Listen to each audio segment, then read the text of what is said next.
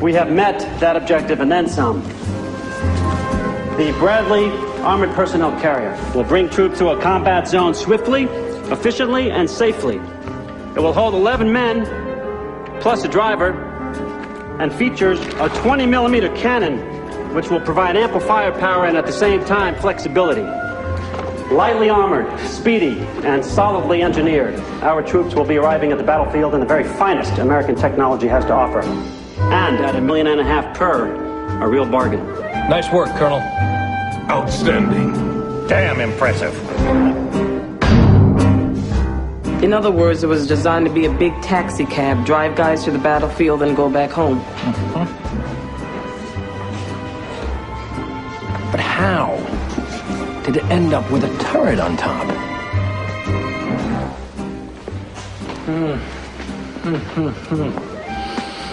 Well, this is all well and good, Colonel Smith, but... Something wrong, General? Well, with this gorilla in production, I don't suppose there's going to be anything left in the budget for my scout.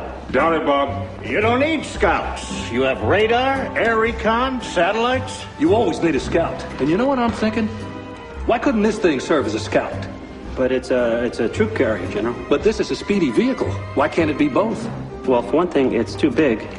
And for the other, you can't really see out all that much from inside. Sounds like a design flaw to me. Design flaw?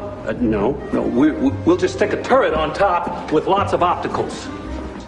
But then, sir, it'll be even bigger. Well, what's your problem, Smith? Not elegant enough for you? Well, the thing is, General, it's kind of hard to do a sneak and peek when you're over 10 feet tall. He's got a point, Bob. Well, all I know is we need a scout. This is fast enough to do the job, and it's funded.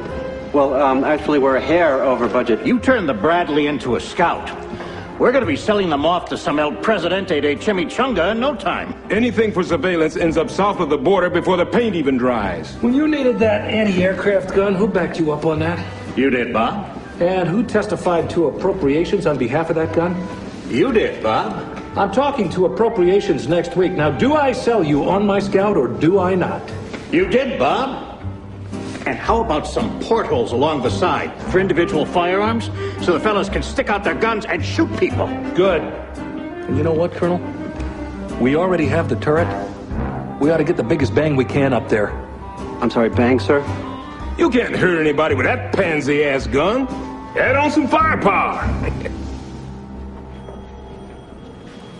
Where am I supposed to fit the extra ammo? I don't know.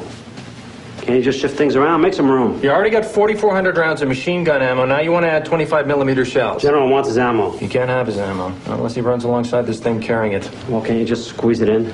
No. Oh, come on, just squeeze it in. We're not trying on Levi's here, Colonel.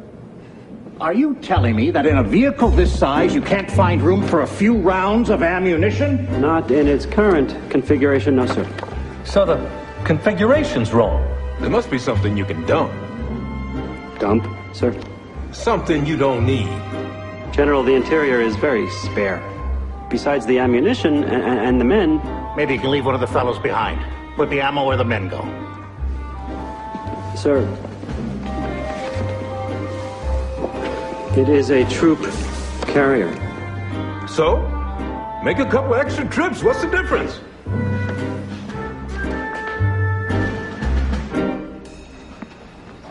They want a transport that doesn't carry men and a scout that's got a cannon as big as a tank's on it. And portholes. Oh, great! Portholes. So the guys can shoot out whatever they can't hit with their cannon. You don't have to buy the damn thing, Jones. Just draw it.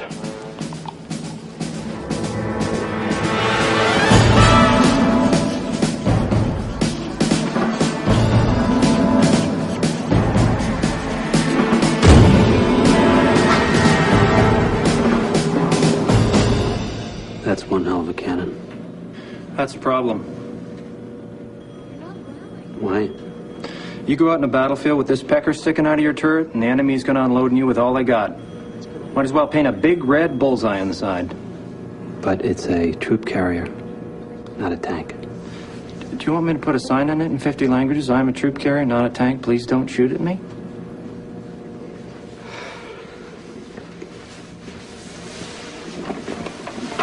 This was going to be so beautiful. That's good work, Smith. Looks perfect to me. Thank you, sir.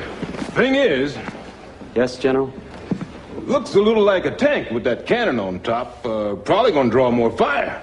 Actually, sir, that has come to our attention. We know it's not a tank, but will the other side?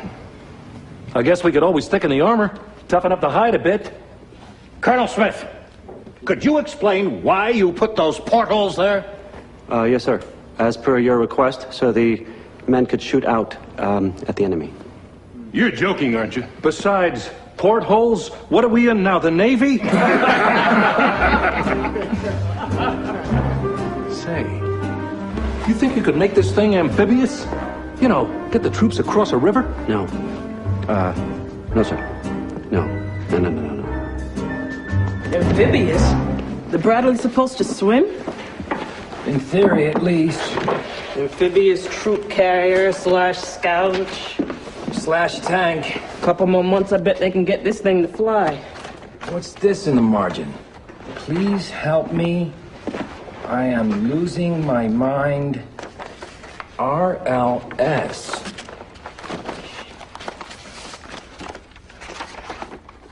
Lieutenant Colonel Robert Laurel Smith, head of oversight and development. Aluminum. This thing's got an aluminum skin. Huh? Anything an enemy tank fires at is gonna go through it like a hot knife through butter. We're doing the specs on using steel rather than aluminum. Of course, steel is much heavier than aluminum, so it won't go as fast. No, we can't lose speed. We lose speed, it won't work as a scout vehicle. It won't keep pace with the M1 tanks either. Thicker armor's a reactive measure. Let's think proactive here. I say equip the thing with anti-tank missiles. Then it can blast those enemy tanks before they get a chance to fire. What do you think, Colonel? Fine! Anti-tank missiles? I don't know. Where do I put them? The men will have to wear the missiles as hats. I don't know, Jones. That's why you get paid the big bucks. Colonel, there's no room. We're not talking Got a about... pair of Levi's. I know! God damn it! What we are talking about is 11 years with nothing to show for it. Except an ulcer the size of the District of Columbia and a career that's on permanent hold. You see this? I've been a bird colonel so long, I swear I'm growing feathers. Now, if you have to design hats to hold those goddamn missiles, then just do it.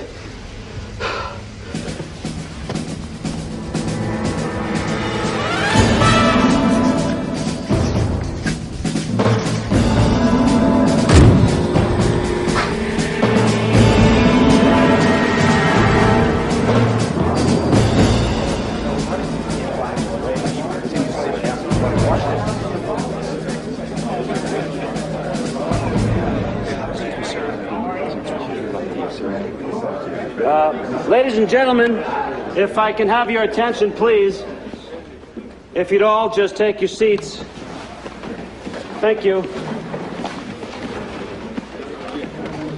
We are pleased to present a scale model of the new Bradley fighting vehicle.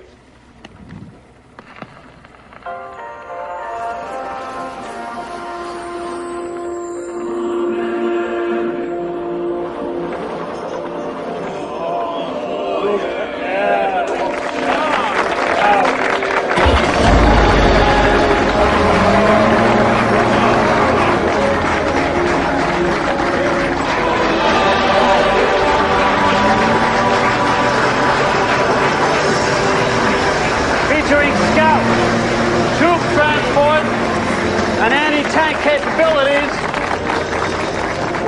It carries 6 men. How many was it supposed to carry? 11. Bradley is outfitted with the most sophisticated surveillance equipment ever developed.